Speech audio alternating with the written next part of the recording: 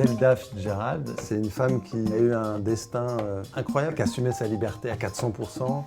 Elle a rencontré donc son mari Scott Fitzgerald, elle est vraiment tombée amoureuse de lui et en même temps elle voulait essayer un peu d'utiliser sa notoriété, mais elle le disait très franchement, pour pouvoir quitter en fait le nid familial et aller ailleurs. C'était une femme qui a beaucoup écrit et on l'a forcée au silence, quoi.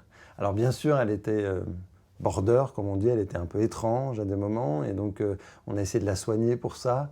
Et elle s'est retrouvée en hôpital psychiatrique. Beaucoup de femmes, en fait, étaient la femme d'eux et en tant que femme écrivaine, n'avaient pas le droit à la parole ou très peu le droit à la parole. Et c'est pour ça que Gilles Leroy, lui, a voulu écrire ce roman, parce que c'est la première fois qu'on lui redonnait la parole à elle et pas simplement du prisme de l'homme et du prisme du mari. J'ai créé un spectacle au TGP à Saint-Denis qui s'appelait Anguille sous roche il y a 2 ans. Et là, il y a donc Alabama Song. C'est 2 portraits féminins. Et je suis tombé amoureux de ces 2 livres à peu près en même temps. Et ça m'a beaucoup interrogé sur est-ce que je devais choisir un des 2. Puis je me suis dit non, je vais faire 2 portraits de femmes et je vais plonger là-dedans. Parce que ça m'a aussi énormément interrogé parce que, mine de rien, ces 2 livres ont été écrits à chaque fois par des hommes. Et de m'interroger moi sur ce que je suis en tant qu'homme aujourd'hui.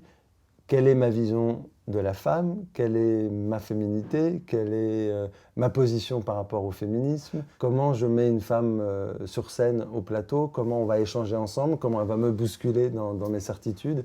Et ça me plaît en tant qu'artiste, mais ça me plaît aussi en tant qu'homme et citoyen. J'aime bien l'écriture qui ont du swing, quoi. Et j'aime la pulse, et j'aime que ça me parle, j'aime que je puisse en gros le lire à voix haute et que je puisse le lire et que ça jazz, que ça se rythme comme ça. Et c'est vraiment le cas de l'écriture de Gilles Leroy, en particulier de ce livre-là. Il se trouve en plus que les Fitzgerald étaient totalement baignés dans le jazz des années 20 et des années 30.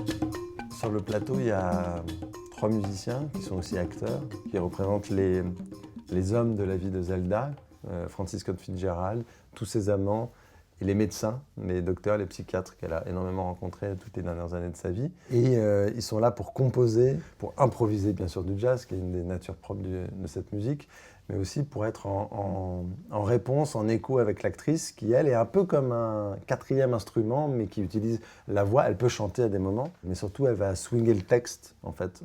Je ne vais pas dire le slammer, mais elle va le jouer comme si elle était une chanteuse qui dit.